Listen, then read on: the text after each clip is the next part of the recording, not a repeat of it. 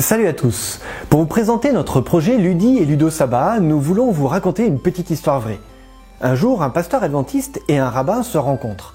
Le pasteur, animé de bonnes intentions, veut créer des ponts avec le rabbin et trouver des choses communes entre leur communauté.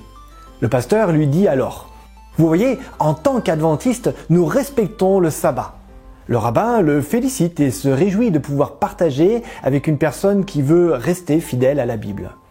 Le rabbin lui répondit alors: « Vous savez, il y a cependant une grande différence entre vous et nous. Vous, vous respectez le sabbat.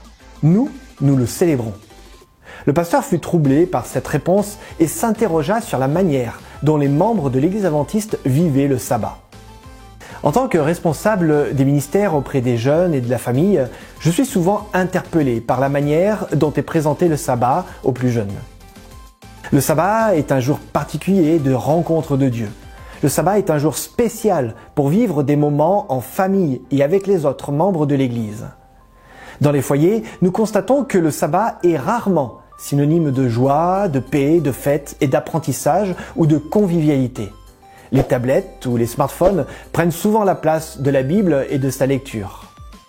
Le temps de salutation du sabbat rime plus souvent avec des silences, de la rigueur qu'avec des éclats de rire et de louanges.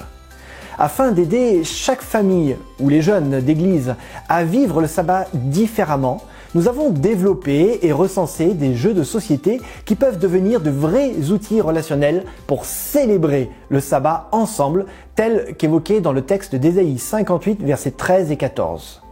Ils ne sont pas là pour supprimer un temps de lecture biblique ou un temps de chant et de prière. Ces jeux sont un complément pour renforcer, chez les plus jeunes et les parents, l'envie de faire du sabbat ses délices. Nous souhaitons tout mettre en place pour que le sabbat soit un temps attendu par les plus jeunes tout au long de la semaine.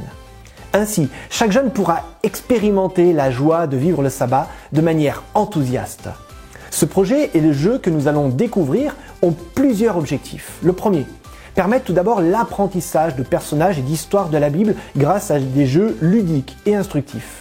Le deuxième objectif, c'est de découvrir des enseignements bibliques, comme les prophéties de manière ludique et abordable au travers des jeux de plateau. Le troisième objectif, c'est de développer une réflexion sur l'Église et comment nous formons tous ensemble l'Église au travers des jeux coopératifs ou des jeux de rôle. Enfin, le quatrième objectif, c'est de sensibiliser aux questions humanitaires et solidaires en développant un esprit d'entraide. Et le dernier objectif, c'est de tester les bienfaits d'une santé globale en apprenant des gestes ou des attitudes simples. Alors, amis gamers et sabbatistes, je vous dis à très bientôt pour découvrir les jeux que nous avons créés, testés et sélectionnés pour toi.